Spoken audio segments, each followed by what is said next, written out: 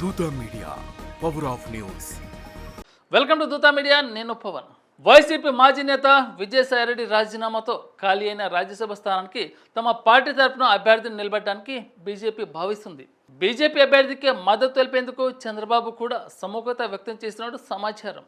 ఈ స్థానంలో రాజ్యసభ స్థానం నుంచి పార్లమెంట్లో అడుగుపెట్టబోయే అదృష్టవంతుడెవరో దాదాపుగా తేలిపోయిందంటున్నారు. కాగా విజయసాయిరెడ్డి స్థానంలో బీజేపీ ఎవరిని ప్రతిపాదిస్తుందన్న విషయంపై ఊహాగానాలు ఊపందుకున్నాయి.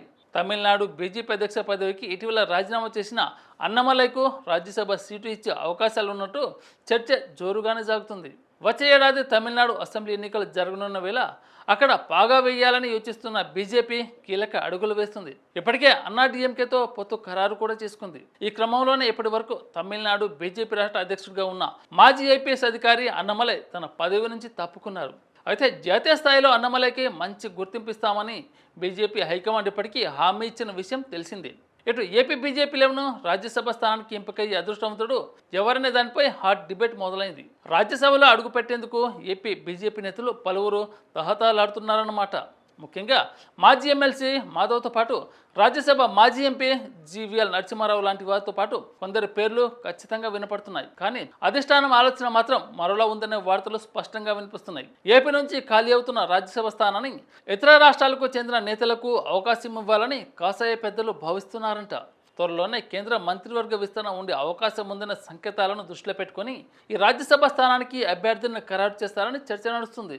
కేంద్ర కేబినెట్లో చేరే ఇతర రాష్ట్ర నాయకులను ఏపీ నుంచి రాజ్యసభకు పంపే అవకాశాలున్నాయని ఢిల్లీ నుంచి సిగ్నల్స్ అందుతున్నాయట. 2014, 2019 మధ్యలో టీడీపీ బీజేపీ మధ్య పొత్తు ఉన్నప్పుడు కేంద్ర మంత్రి సురేష్ ప్రభుకు ఏపీ నుంచి ఛాన్స్ ఇచ్చారు. ఇప్పుడు తమిళనాడు బీజేపీ మాజీ అధ్యక్షుడు అన్నమలై పేరు బలంగా వినిపిస్తుంది. వచ్చే ఏడాది తమిళనాడులో అసెంబ్లీ ఎన్నికలు జరగబోతున్నాయి. ఎన్నికలను దృష్టిలో పెట్టుకుని అన్నమలైని ఏపీ నుంచి రాజ్యసభకు పంపే ఛాన్స్ ఖచ్చితంగా ఉందంట.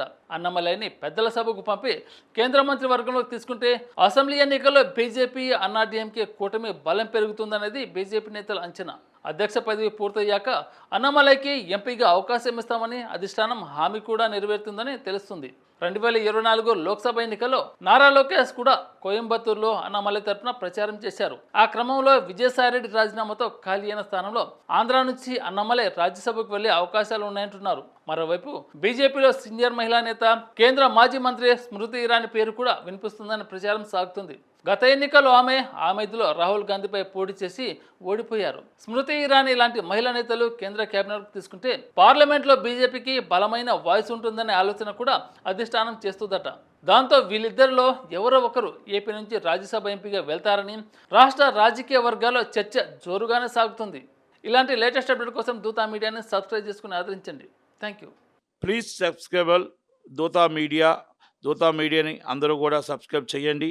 అందరూ చూడండి, దాంట్లో కామెంట్స్ చేయండి.